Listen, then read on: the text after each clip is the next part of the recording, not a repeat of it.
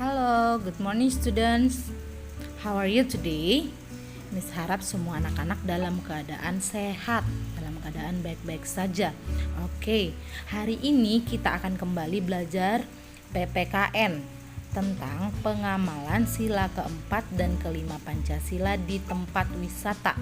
Silakan anak-anak siapkan bukunya tema 5, subtema 4. Minggu lalu kita sudah belajar pengamalan sila keempat dan kelima Pancasila. Nah, hari ini kita akan mengulas kembali bagaimana pengamalan sila keempat dan kelima Pancasila di tempat wisata. Apakah anak-anak sudah siap belajar?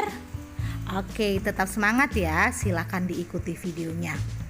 Nah, anak-anak, mari kita mulai belajar PPKN ya. Oke, Miss Farida mau ingatkan bunyi dari sila keempat apa ya dan lambangnya. Coba anak-anak ingat kembali. Oke, pintar sekali bunyinya, yaitu kerakyatan yang dipimpin oleh hikmat kebijaksanaan dalam permusyawaratan perwakilan. Oke, pada pembelajaran 2 ada teks cerita. Liburan naik kelas telah selesai. Saat liburan Beni melakukan perjalanan. Beni ke kampung halaman papanya. Kampung papa Beni di Sumatera Barat. Ada rumah gadang di sana. Beni bertemu Siti di rumah gadang. Nah, rumah gadang ini adalah salah satu rumah adat yang ada di Sumatera Barat. Nah, pada buku tema 5 halaman 179 ada percakapan Beni dan kakaknya. Kakak Beni bernama Tiur. Nah, percakapannya seperti ini. Beni berkata, "Kak, lihat rumah gadang. Bagaimana kalau aku dan kakak masuk ke dalamnya?"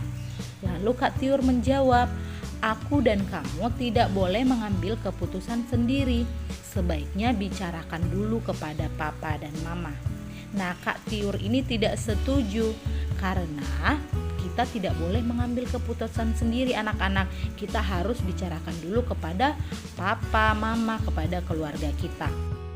Berarti sikap yang ditunjukkan oleh Kak Tiur adalah sikap menentukan keputusan bersama daripada keputusan pribadi. Nah, untuk membahas segala sesuatu bersama-sama itu disebut dengan musyawarah. Musyawarah ini sesuai dengan sila keempat Pancasila. Ini juga sudah Miss Farida jelaskan minggu lalu ya. Berarti sikap Kak Tiur ini sesuai dengan sila keempat Pancasila. Nah, anak-anak, kamu tidak boleh mengambil keputusan sendiri ketika kamu pergi bersama. Nah, berarti kamu harus mengambil keputusan secara bersama-sama atau membahasnya secara bersama-sama. Nah, inilah contoh sikap sesuai sila keempat Pancasila. Bagaimana dengan anak-anak? Apakah anak-anak seperti itu juga? Seperti yang Miss Farida sudah jelaskan tadi, contoh penerapan sila keempat Pancasila adalah bermusyawarah. Nah, sekarang Miss Farida akan menjelaskan sedikit tentang musyawarah. Saat bermusyawarah pasti ada perbedaan pendapat. Perbedaan pendapat dapat disatukan melalui musyawarah. Nah, apa ya sebenarnya musyawarah ini? Oke, Miss Farida akan menjelaskan sedikit. Musyawarah artinya berdiskusi untuk mengambil keputusan bersama-sama. Nah, keputusan bersama. Musyawarah ini berarti sama dengan berdiskusi. Nah, pada saat berdiskusi atau bermusyawarah, kita harus menghargai orang yang sedang menyampaikan pendapat atau usulnya dalam musyawarah. Kamu tidak boleh memotong perkataan orang pada saat dia sedang menyampaikan pendapat. Kita harus menghargai dan mendengarkannya. Tujuan musyawarah ini dilakukan adalah agar tidak terjadi pertengkaran dan pertikaian. Pengambilan keputusan dalam musyawarah dapat dilakukan juga dengan cara voting. Apa ya voting ini ya? Voting adalah pengambilan keputusan dengan cara pemungutan suara.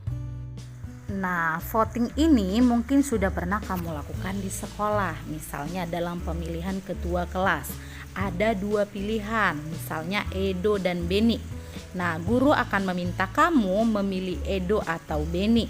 Mungkin guru akan meminta kamu menuliskan pilihan kamu dalam secari kertas. Jika kamu memilih Edo, kamu tulis Edo. Jika kamu memilih Beni, kamu tulis Beni.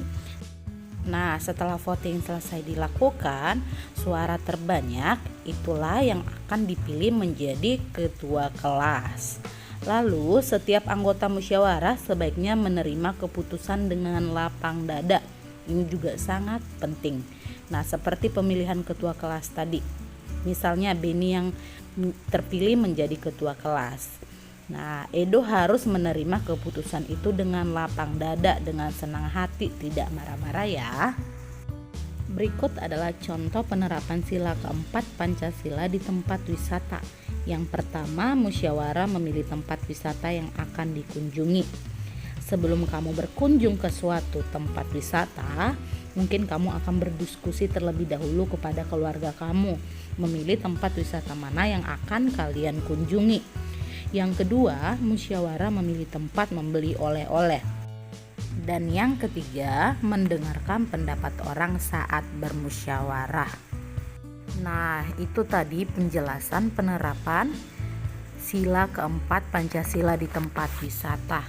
Nah, sekarang kita akan membahas kembali penerapan sila kelima Pancasila. Nah, apa ya bunyi dari sila kelima Pancasila? Very good, bunyinya adalah keadilan sosial bagi seluruh rakyat Indonesia. Dan lambangnya adalah padi dan kapas. Oke, kita masuk ke pembelajaran 6. Beni pergi ke Banjarmasin. Beni mengunjungi pamannya.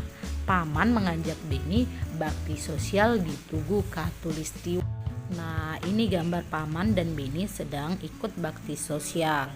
Bakti sosial atau kerja bakti merupakan sikap yang baik. Sikap ini sesuai dengan sila kelima Pancasila.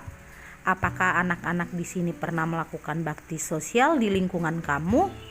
Miss harap semuanya pernah ya, karena bakti sosial ini kalau kamu sudah melakukannya, kamu berarti sudah menerapkan sila kelima Pancasila. Berikut adalah contoh penerapan sila kelima Pancasila di tempat wisata. Yang pertama, menjaga kebersihan dan keindahan tempat wisata. Saat kamu berkunjung ke tempat wisata, jangan membuang sampah sembarangan. Kamu harus menjaga kebersihan tempat wisata tersebut. Yang kedua, bersikap adil dengan tertib saat mengantri tiket. Yang ketiga, menggunakan fasilitas di tempat wisata dengan baik atau tidak merusak fasilitas yang ada.